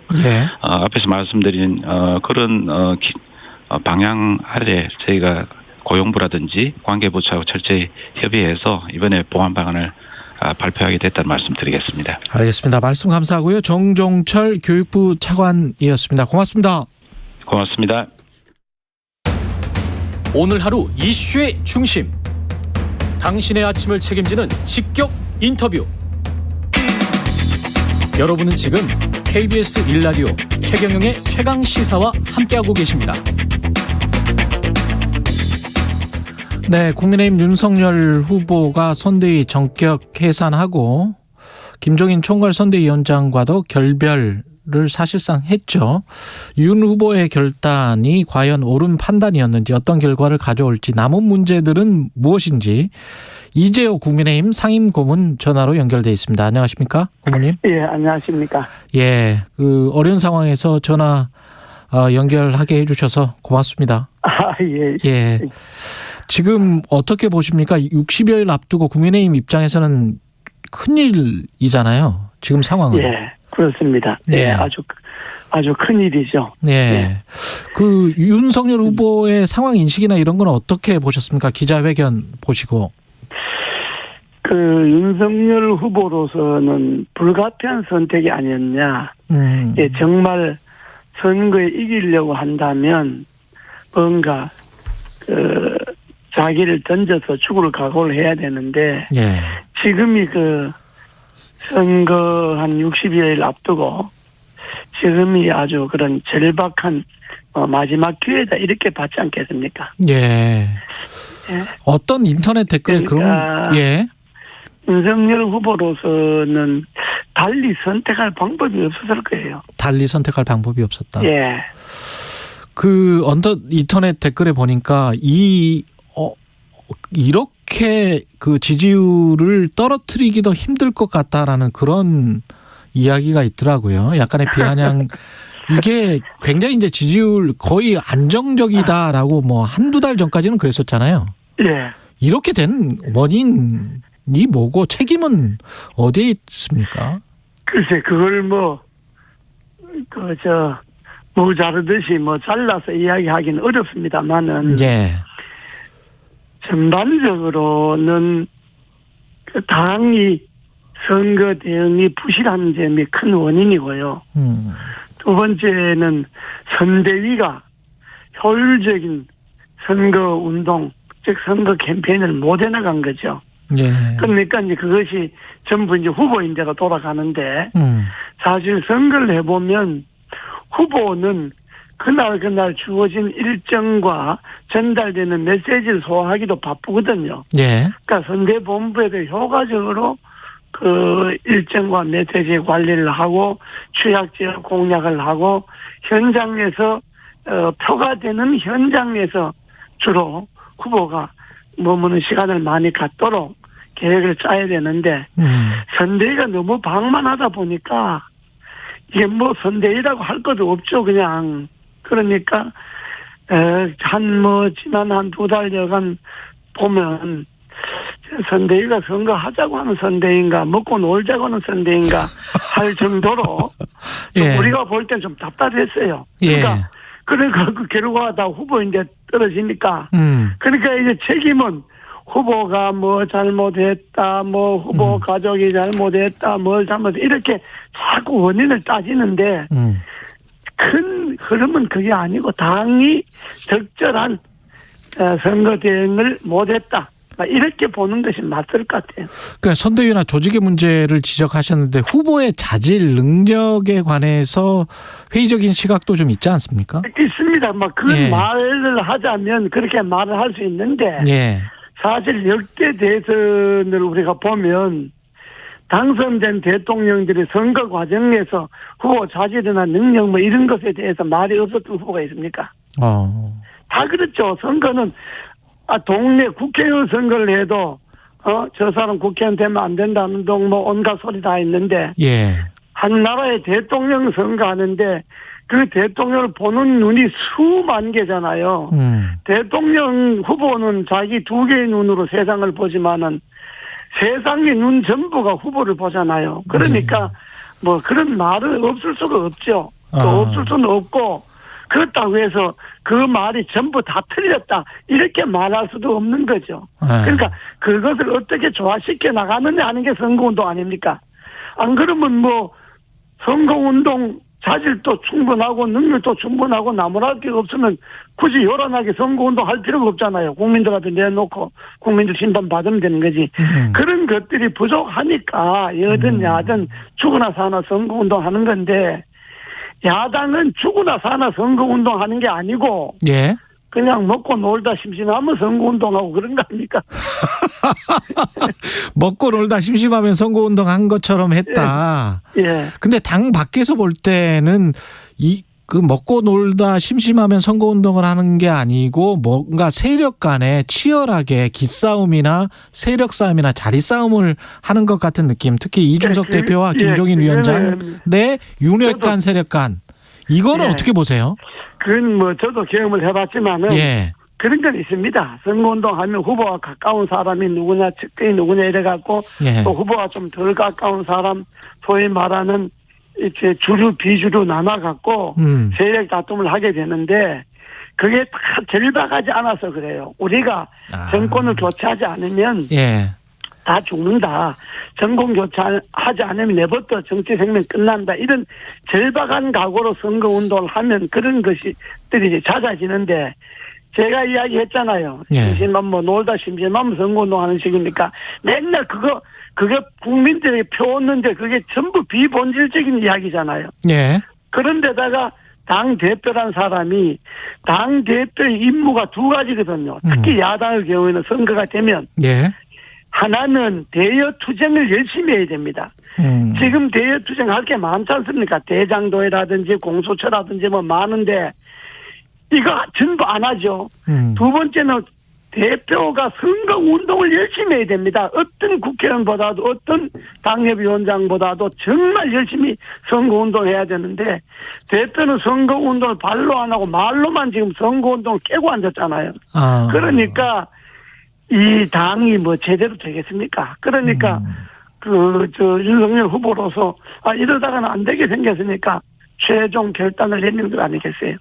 강신광님이 이런 말씀하셨는데 방만이라 말하지만 문제는 윤핵관입니다. 이런 지적도 있거든요. 윤핵관의 문제가 있습니까? 뭐, 그 이야기를 많이 들었는데 제가 이명박 대통령 서울시장 대통령 선거를 총괄했지 않습니까? 그렇죠. 선거. 그래도 어떤 누구도 내보고 이해관이라는 소리를 한 사람이 없어요. 생각해보니까 그때 이해관이라는 말이 나온 일도 없지 않습니까? 그때 뭐 언론 이해관이라는 말이 있었습니까? 이인자라는 말은 있었잖아요. 그건 뭐 하고 난 다음에 대통령 선거 대통령 당선되고 난 다음에 나온 소리고. 그러나 지금 어떤 후보든요. 자기하고 인연이 가깝거나 자기하고 좀 가깝고 믿을만하고 이런 사람을 말을 듣게 마련입니다. 어떤 선거관에. 그러니까 그거는 어떤 후보들 간에 그건 뭐 지금 이재명 후보는 주위 측근이 없습니까? 다 이렇게 마련인데 그걸 효과적으로 선거운동에 활용을 할 생각을 해야지. 그걸 선거운동에 활용을 안 하고 그걸 자꾸 그냥 찍고 받고 하니까 그것만 부각되는데 사실은 뭐 윤핵관이라 그래봤자 권성동 장재원 윤한홍 세 사람인데 그 세 사람 다 그 사람들이 무슨 윤석열 등이었고 호가오이하거나 권력 행사하거나 이런 사람들이라기보다 윤 후보하고 좀 가깝거나 윤 후보가 시인하니까 축자 사자 일을 한다 이런 건데 그걸 당이 포용하고 수용하고 그걸 선거운동에 활용할 생각을 해야지. 그걸 자꾸 니는 윤핵관이다 아니다 윤핵관 되면 안 된다 이렇게 말하면 만약에 그 세 사람 나가고 난 다음에 또 딴 사람이 들어오면 또 윤핵관 또 생기잖아요. 이 선거가 선거 끝날 때까지 윤핵관 타령하다 끝나잖아요. 이런 선거 열대 있었습니까? 박근혜 대통령 때도 열심히 주변에 하는 사람이 있었지만 박핵관이라는 말이 있었습니까? 선거운동 하기에 달린 거예요. 김종인 위원장은 자진 사퇴하면서 국군이 다 했다. 이렇게 표현을 했지 않습니까? 이게 어떤 그분 원래 말이 독설가니까 그만 말이 그리고 자진 사퇴가 아니라 결국은 이제 그만두면 당하게 된 건데 그렇죠. 김종인 위원장 전 위원장 그렇습니다. 이게 아무리 자기가 경험이 많고 실력이 있고 하더라도 전체 분위기를 어떻게 하면 선거운동이 당이 효율적으로 끌고 갈 수 있을 것인가 생각해야지, 자기 잘났다, 자기 똑똑하다만 이야기하면 됩니까? 자기가 전부 다인 것처럼 이야기하면 안 되는 게, 그게 이번에 결정적으로 3가지 과오를 범했잖아요. 예. 첫째는 후보와 상관없이 선대위를 해체한다고 이야기한 거. 예. 선대위는 후보 중심으로 있는 건데 후보와 말도 없이 해체한다고 이야기한 거. 예. 두 번째는 자기가 30일 한 달 동안에 총괄선대위원장을 갖고 정권을 위임받았으면 한 달 동안에 지지도가 떨어지거나 잘못되면 책임은 총괄선대위원장이 제일 먼저 져야 되잖아요. 그런데 자기는 빠지고 밑에 사람들만 다 사표 내라고 한 거. 그러니까 책임에서 자기는 벗어나려고 했다는 거. 네. 세 번째는 후보를 완전히 뭐 허수아비 취급하고 내가 시켜준 대로 연기는 해라 그러면 국민들이 볼 때 그래갖고 대통령 되면 대통령도 연기만 하는 것처럼 되고 뒤에서 누가 조정하는 사람도 따로 있게 되는 거잖아요. 예. 그러니까 국민들이 연기만 하는 대통령을 뽑으려고 그러겠어요. 그러니까 그 말은 선거운동을 정말 절박하니까 후보가 하도 실수가 많으니까 뭐 그렇게 이야기했다고 하는 거는 이해는 가나. 그러나 그렇게 말을 총괄선대위원장인 사람이 당신은 연기만 해라 그러면 윤석열 본인이 문제가 아니라 국민들이 볼 때 그 연기만 하는 대통령을 누가 뽑으려고 그러겠어요. 그렇죠. 그러니까 이거는 그 총괄선대위원장으로서 정말 그는 너무 선을 넘어도 한참 넘은 거고, 그게 바로 오만의 극치입니다. 본인의 오만의 극치. 내가 뭐든지 다 한다. 내가 하면 된다 하는 그 오만 방자스럽고 오만의 극치인데, 그렇게 말하는데 그걸 수용할 수도 있어요. 그 윤 후보가 통 크게. 예. 그래, 내가 연기만 하는 게 아니라 바닥을 길하면 기겠다. 이렇게 통 크게 나갈 수도 있는데, 근데 국민들의 눈에는 그게 아니잖아요. 국민들 눈에는 윤 후보를 볼 때, 저 사람은 김종인이 꼴등하시구나, 연기만 하고 이렇게 볼 것 아닙니까? 그렇죠. 그게 선거에 도움이 되겠어요. 선거운동에. 그러니까 윤 후보로서는 잘할 수밖에 없죠. 해타사님이 이런 말씀하셨는데, 정권 교체하려면 안철수로 단일화하세요, 이런 이야기를, 안철수 후보와의 단일화 또는 안철수 후보의 약진에 관해서는 어떻게 생각하세요? 그건 좋은 현상이죠. 좋은 현상이다. 예. 야권에서 안철수 후보가 맨날 10% 미만대로 얘기가 돌면 정권 교체를 위해서 야권 단일화 하려 해도 안 되잖아요. 예. 그런데 안철수 후보가 10% 이상 올라간다든지 상당히 약진하고 그러면 전체 판이 정권 교체를 해야 된다는 판이 더 커질 수가 있으니까. 예. 그건 크게 나쁘게 볼 수는 없어요. 좋은 거죠, 윤석열 후보로의 단일화가 아니라도. 그건 어차피 만약에 단일화를 한다 그러면 지금은 윤 후보나 안 후보가 서로 국민들에게 자기를 잘 알리고. 예. 자기로부터 지지를 받으려고 하는데 최대한 노력을 해야 되고. 그래서 이제 어느 정도 막판에 이제 간다고 하면 이제 우열이 갈아질 것 아닙니까? 예. 그러면 그때 당선이 되기 위해서 누구를 단일화 하느냐, 이건 의미가 없고 정말로 정권 교체를 위해서 나라를 어떻게 바꿀 것이냐. 예를 들어서 양당제를 다당제로 한다든지. 예. 예를 들면 권력구조. 예. 권력구조를 분권형 대통령제로 바꾼다든지. 그리고 행정구역을 어떻게 한다든지, 큰 나라를 바꿀 수 있는, 향후 100년을 내다보고 나라를 바꿀 수 있는 큰 틀에 합의를 하는, 이런 형태로, 그래서 이것이 연립정부가 되든 연합정부가 되든, 이런 나라를 바꾸는 큰 틀에서 합의를 보고 후보를 정하는 걸 해야지, 단순히 지지도가 누가 높으니까 어떻게 하자, 이렇게 기계적으로 단일화하는 건 별 의미가 없을 거예요. 예, 마지막으로 짧게 후보 교체 가능성은 전혀 없는 거죠? 없습니다. 없습니다. 예, 알겠습니다. 말씀 감사하고요. 이재호 국민의힘 상임 고문이었습니다. 고맙습니다. 예.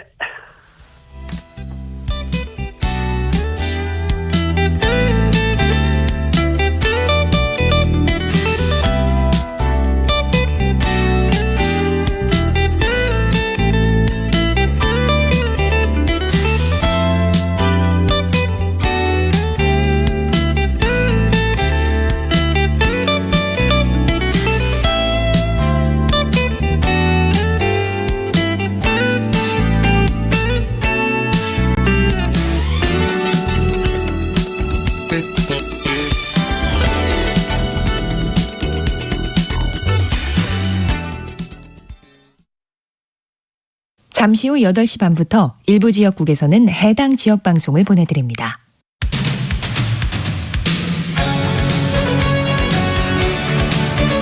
(2022년입니다) 올해도 홍사원의 경제쇼는 진짜 정보만 거침없이 전달하겠습니다. 하나만 한 말은 1도 없습니다. 오후 4시 5분 홍사원의 경제쇼 믿으셔도 좋습니다.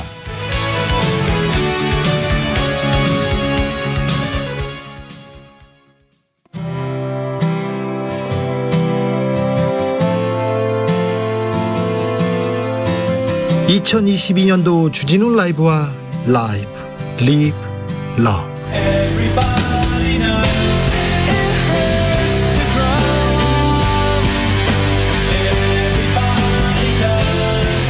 지금 시각은 8시 30분입니다. KBS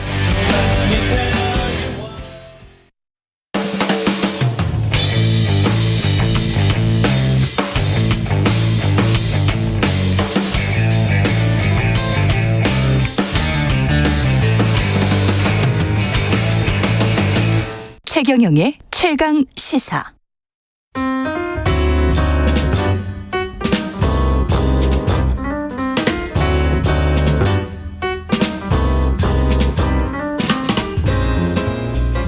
네, 더 나은 미래를 위해서 오늘의 정책을 고민합니다. 김기식의 정책 이야기 식센스.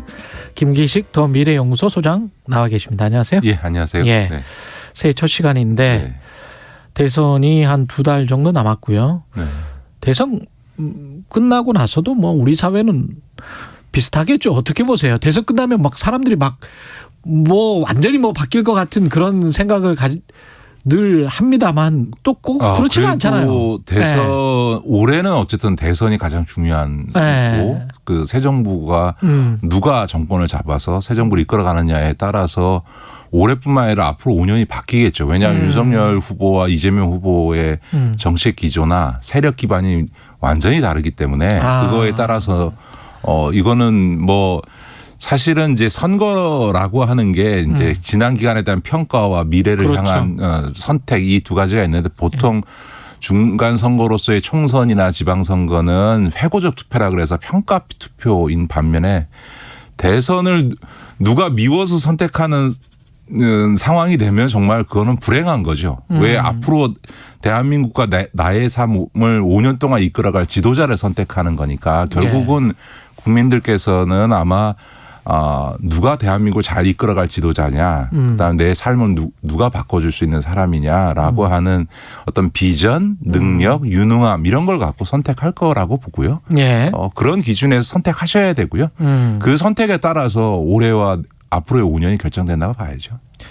그 사람들이 제일 관심 가지고 있는 거는 여전히 또 부동산인데 부동산 정책과 관련해서는 두 후보가 비슷합니까 아니면은 다릅니까?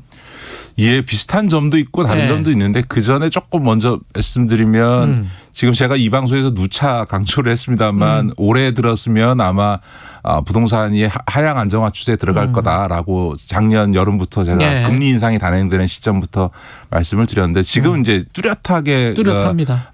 집값이 하향 안정화되는 추세에 가고 있습니다. 그런데 이제 이렇게 하향 안정화되는 이유가 두 가지입니다. 하나는 이제 보통 이제 주식 시장도 마찬가지고 부동산 시장도 마찬가지고요. 상승이 지속되는 일은 없거든요. 몇 년간 상승장이 벌어지면 그 다음에는 조정장이 반드시 오게 돼 있는데 그렇죠. 우리가 지금 부동산이 한 4년째 상승 국면을 이어왔기 때문에 시장상으로 조정장에 들어갈 시점이 됐다라는 측면이 하나 있고요. 더 결정적으로는 우리나라도 작년 여름부터 금리 인상을 단행하기 시작해서 연말에 한 번 더 금리 인상을 했고요.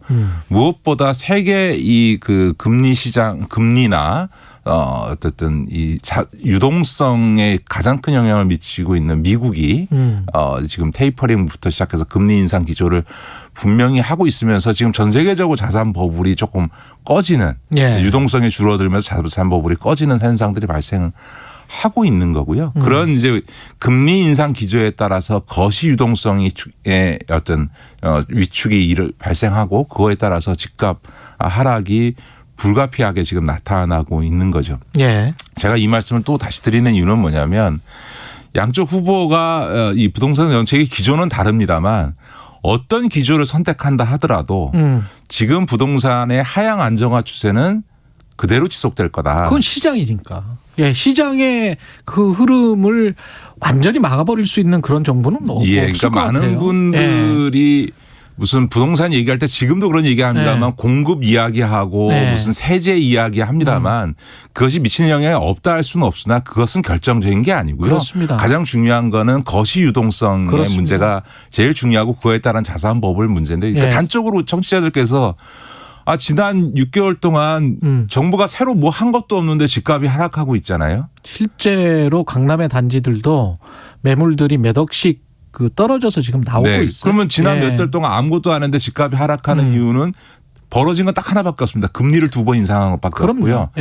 무엇보다 중요한 건 우리나라에서 누가 정권을 장악한다 한들 이 금리 인상 추세를 바꿀 수가 없습니다. 왜냐하면 미국이 이미 금리 인상 기조를 가져가고 있는 상황에서는 그렇죠. 그 상황에서는 속도는 조절할 수 있어도 미국이 금리 인상하는데 우리가 금리 인상하지 않으면 금리 역전 현상이 발생해서 이 자본론이 발생하게 됩니다. 그렇기 돈이 때문에 빠져나가죠. 돈이 빠져나가기 때문에 미국의 금리 인상 기조를 지금 잡았기 때문에 한국은행이 선제적으로 금리를 올리고 있는 거거든요. 그렇죠.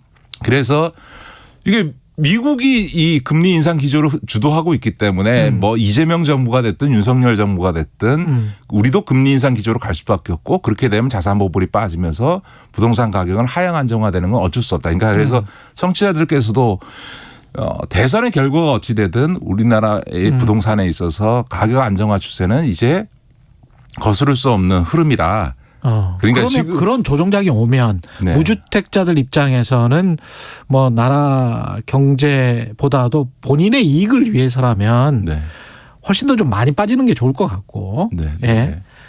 그리고 유주택자들 입장에서는 그래도 조금 정체되거나 가격이 연착륙되는 게 가장 좋을 것 같고 뭐 이런 이익이 서로 다르잖아요. 예, 그렇죠. 일단 먼저 말씀드리는 거는 이제 부동산이 정점을 찍었기 때문에 솔직히 말씀드리면 집을 꼭 필요에 의해서 사셔야 되는 분들 빼놓고는 지금 올해는 집을 매수할 시점이 아닌 거죠. 왜냐하면 무주택자 입장에서 왜냐하면 지금은 이제 이 하향 안정화 추세가 시작되면 최소한 그것이 몇 년간 지속될 가능성이 높고요. 대개 과거의 사례로 놓고 보면 그 낙폭이라는 게 예상보다 클 수가 있습니다. 제가 몇 차례 예를 들었습니다만 강남도 한 60% 폭락한 적이 단 2년 만에 60%가 폭락한 적이 있고요. 2010년, 12년, 13년. 맞습니다. 이명박 정부 때 그랬고요. 그다음에 수도권의 뭐 용인이나 고양시나 분당이나 이런 데들도 50%까지 집값이 폭락한 적이 있습니다. 그런 점에서는 미분양 나서 난리가 났었습니다. 뭐 지금 2014년 15년까지만요 전국적으로 미분양 아파트가 쌓여가지고요. 그랬습니다. 그게 오히려 큰 문제가 될 정도의 상황이었으니까 그러니까 그런 점에서 보면. 올해보다 내년에 더 집값이 내려갈 가능성이 있으니까 저는 뭐 지금은 매수 타이밍이 아니다라고 보는 건 맞는 것 같고요. 다만 이제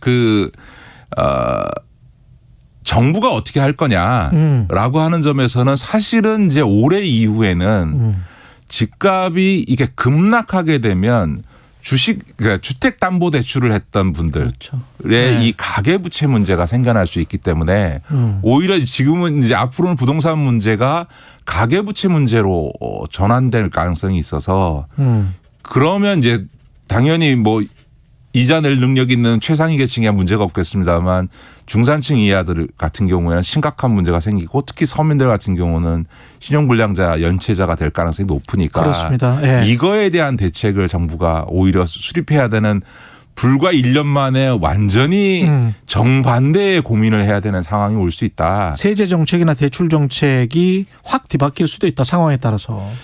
근데 이제 지금 아까 이제 양쪽 후보 얘기를 했습니다만 되게 이제 그런 거시 정책적인 측면에서는 선택의 여지가 없다고 말씀드렸잖아요. 근데 이제 보통은 이제 공급, 그다음에 세제, 규제 정책 이런 건데 지금 공급 정책은 이재명 후보나 윤석열 후보나 다 하겠다고 하고 있고. 다 많이 하겠다는 거고. 예. 그다음에 이제 규제 정책이라고 하는 게 이제 부동산 투기 과열 지구 지정 이런 것들인데 그렇죠. 집값이 하향 안정화되기 시작하면 뭐 추가 규제를 할 이유가 없으니까 여기서도 별 차이가 없고요. 차이가 나는 거는 이제 세제입니다. 그러니까 그렇죠. 이재명 후보의 경우에는 기본적인 세제는 유지하면서 다만 부동산 하락 국면에 들어가게 되면 매물 유도를 하기 위해서 양도소득세 중간은 한시적으로 한 몇 달에서부터 한 1년까지 유예해 줄 수 있다. 요거 외에는 이제 이 현재의 그 부동산 세제 기조를 유지하겠다는 거고 지금 윤석열 후보는 종부세 폐지하고 재산세랑 통합하는 등 이제 소위 부동산 관련 세제를 대규모 감세하겠다라고 하는 것. 요게 이제 부동산 정책에서 양쪽 후보의 가장 큰 차이인데요. 예. 결론적으로 말씀드리면 세제를 어떻게 하느냐가 부동산 시장의 안정이나 부동산 시장 동향과는 아무 상관이 없다는 겁니다. 예, 가격과는. 예. 아무 상관이 없는 거고 그럼 결론적으로는 뭐냐. 부동산 세금을 깎아주는 거는 부동산 시장과는 아무 무관하게 그냥 고가주택 가진 사람들에 대한 세부담을 줄여주는 부자감세 결과로만 나타나게 될 거다. 부동산 하락 국면에서는 세금을 손보는 것 자체가 부동산 시장의 안정화에 전혀 영향을 주지 않기 때문에 오로지 그건 말 그대로 부자감세 정책으로만 남을 거다라고 하는 점에서는 윤석열 후보의 부동산 세제 정책은 부자감세 정책이다라고 평가받을 수밖에 없는 측면이 있는 거죠. 시장 조건에서. 예. 그다음에 이제 이재명 후보에 있어서는 지금 이제 공급 문제와 관련해서 이재명 후보가 며칠 전에 아주 정확한 얘기를 했는데요. 지금 부동산 하락을 걱정할 테다. 그럼에도 불구하고 서민용 주거는 지속적으로 공급하겠다라고 하는 얘기를 했거든요. 그 얘기는 무슨 얘기냐면 아까도 말씀드렸던 것처럼 이제 지금은 공급이 문제가 되는 게 아니고 집값은 계속 하향 안정화되긴 하지만 여전히 서민용 싼 공공임대주택이나 싼 공공분양 아파트는 필요한 거거든요. 그러니까 다시 말해서 투기 수단이나 자산 증식 수단이 아닌 주거용 수단으로서의 주거의 필요성은 서민들에겐 계속 있는 거죠. 그런 측면에서 보면 소위 앞으로 부동산 시장에는 공급이 별로 중요하지 않지만 주거용 측면에서의 주택 공급은 정부가 공공택지를 활용해서 적극적으로 계속할 필요는 있는 거죠. 그 K7617님은 지방은 전혀 공감 안 되는 부동산 이야기라고 말씀을 하셨어요. 지방 일부 도시들은 그렇죠. 예, 아직도 가격 상승이 일어나고 집 구하기 힘들다. 그런 이야기를 저도 많이 들었습니다. 예. 자, 이게 이제 어떤 현상들이 있는 거냐면요.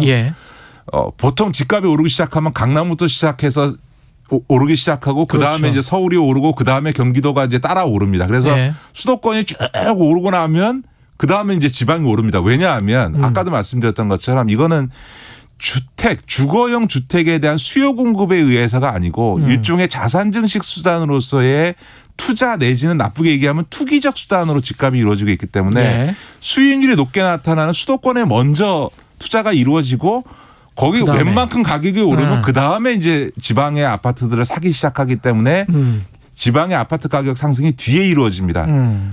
거꾸로 부동산 가격이 내려갈 때도 먼저 많이 올랐던 수도권이 먼저 빠지기 시작하고요. 그렇죠. 많이 올랐으니까. 그리고 나서 지방이 그다음에 빠집니다. 시차가 있다. 그렇습니다. 그러니까 지방은 소위 집값 상승도 늦게 이루어지고 가격 하락도 수도권보다 뒤에 이루어지지만 그러나 아까도 말씀드렸던 것처럼 집값이 하향 안정화 국면에 들어가게 되면요. 주변부로 갈수록 그 폭이 커지게 돼 있습니다. 왜냐하면 여전히 부동산의 자산운용적 수단으로 놓고 보면 기대 심리가 있거든요. 강남이나 수도권에 대해서는 기대 심리가 있거든요. 그러니까 떨어져도 이 이상 안 떨어진다 이런 게 있는 거고요. 핵심 지역의 위치적 이점은 계속 있으니까. 그러니까 부동산이라는 거는 심리가 반 이상이거든요.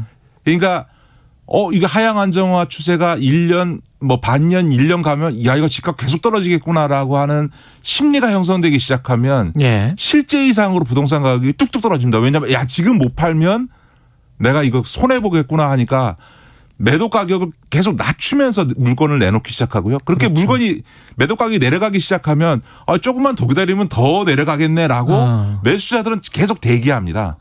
이게 상승 자극을 일으키면서 집값을 뚝뚝뚝 떨어뜨리거든요. 그러니까 심리적 요소들이 굉장히 큰데 이제 수도권 서울 언저리나 내지는 지방으로 갈수록 집값 하락이 더 급격히 이루어질지 모른다라는 심리적 요소가 훨씬 영향을 많이 미치게 됩니다.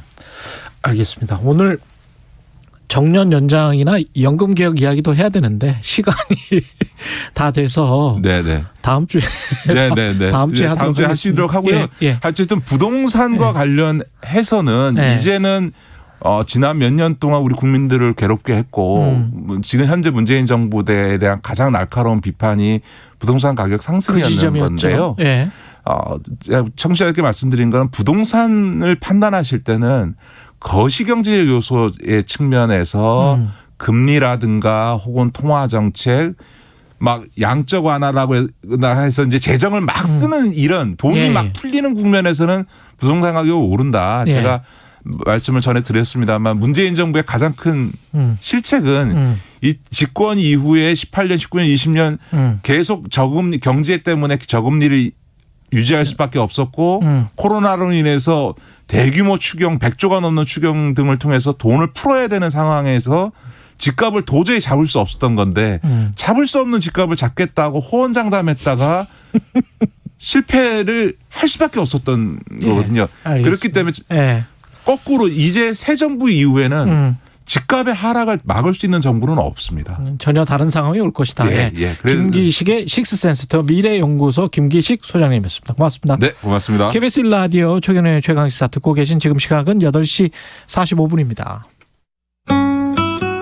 이 시각 교통정보입니다. 서울 시내 동부간선도로 도심 쪽 도봉지하차도 나와서부터 성수분기점까지 쭉 정체인데요. 이 사이에 원룸교 부근 3차로에서 사고가 났습니다. 강변북로 일산 쪽은 강동대교 이전부터 암사대교까지 어렵고요. 구리시계와 천호대교 사이 1차로에는 고장난 차가 있어서 주의하셔야겠습니다.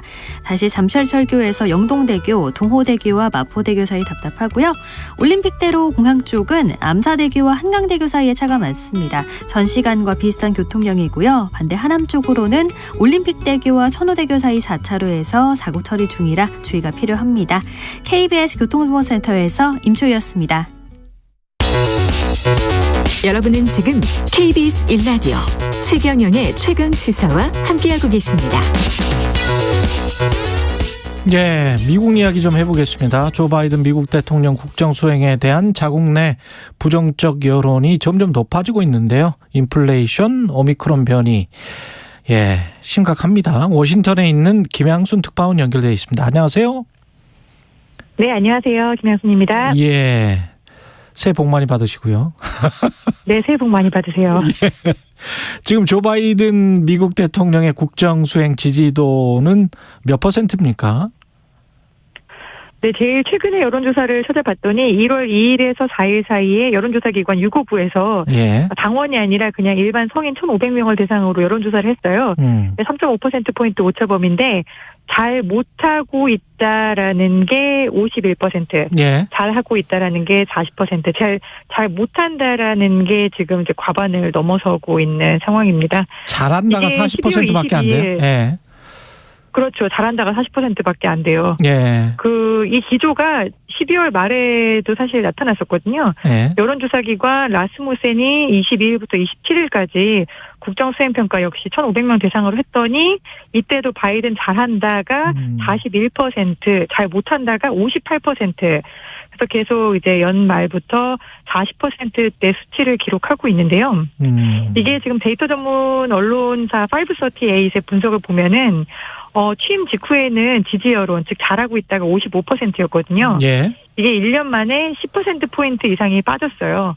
실제로 분위기가 되게 좋지 않은데 인기가 있냐 없냐라고 봤더니 1년 만에, 그러니까 취임하고 1년 만에 지지도가 역대 최저였던 대통령이 트럼프입니다. 아, 트럼프 대통령이. 트럼프가 이맘때 지지율이 38.8%였어요.